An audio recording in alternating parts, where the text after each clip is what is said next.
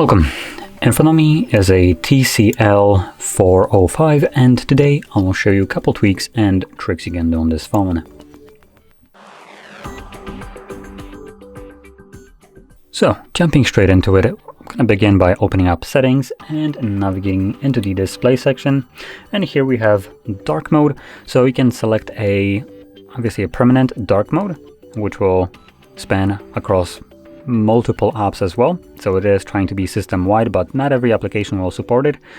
But you also have the option right here below that to have it set on a schedule. So it will turn on automatically the dark mode itself, starting at 10 p.m. and ends at 7 a.m. So it would give you basically the best of both worlds.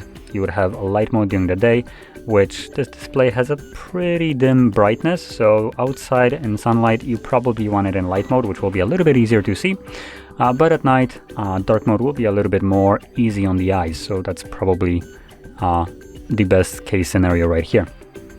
Now, moving on to the next option, it's going to be the home screen and a lock screen, and you have a couple different options.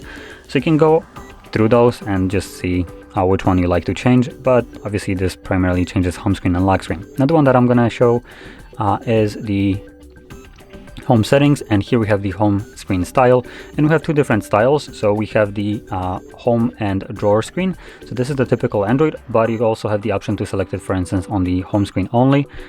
This could be selected by default, although I don't know. So some devices do have this by default, where all your apps are smack in the middle of your home screen and you don't have the app drawer when you swipe up. So if you have such a thing, you can change it right here. And you also can change the home screen grid right here. So this will just allow you to fit more applications on a single screen. By default, it looks to be set to 4:6, but you can make it, for instance, 5:6. Now it does kind of shift them all to the top for some reason, but you can kind of see how it differs. So the smaller grid you go with, and the smaller the applications will also be, but you can then fit more of them on a screen. I'm going to apply the smallest one. Now, moving on to the next option, it's the notification history, which has been introduced in, I think, Android 11 or 12. Now, every device has this turned off by default, so if you want to have notification history, swipe down from the top, swipe down once again, and you'll have this, weird bar, three bars with a clock on it, and this will automatically take you to the use notification history. And when enabled, once you receive a notification, like one of these, and you get rid of it, it will automatically get booked into the notification history right here. And you can basically come back to it, check it out what it was, read it, and yeah, pretty neat option if you sometimes just clear all your notification and you got a glimpse of something that actually you wanted to check out, but it's gone now. You can now access it by going into the history. Now, last thing that I'm going to show you is the animation speed for the display or device itself, which we will be enabling through developer options, because there is no actual setting in the settings per se.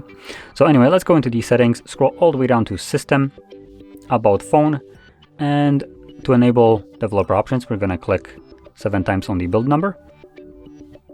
Oh, it actually popped up with something. Allow developer settings. Okay. Now that they're all enabled, we can now go back, and you can see in here under system we have now developer options, and here we're gonna scroll down and we're looking for anything that says animation speed, transition animation speed, and animation duration something, which is right here. So if I start scrolling, you can see where the little progress bar is.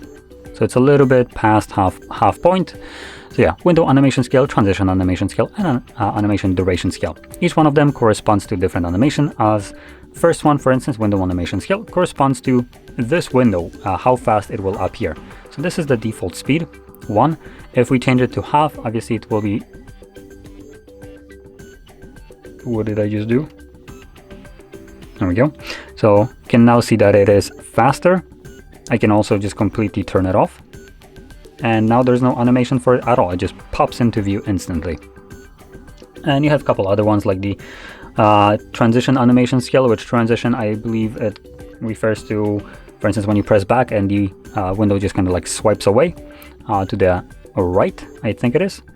So this would affect that as well. And animation duration, I'm not exactly sure which one that corresponds with, but obviously if you're planning to change one of them, I recommend changing all of them to the same speed, so you don't have this kind of like wonkiness to it. I will keep the window animation scale at 0 and the rest of them at half speed, which will basically shorten the duration of the animation by half. And now you can see that I'm zooming in and every kind of other animation is just super snappy and quick. So there we go. Now, with that being said, this would conclude the tweaks and tricks I want to show you. So if you found this very helpful, don't forget to hit like, subscribe, and thanks for watching.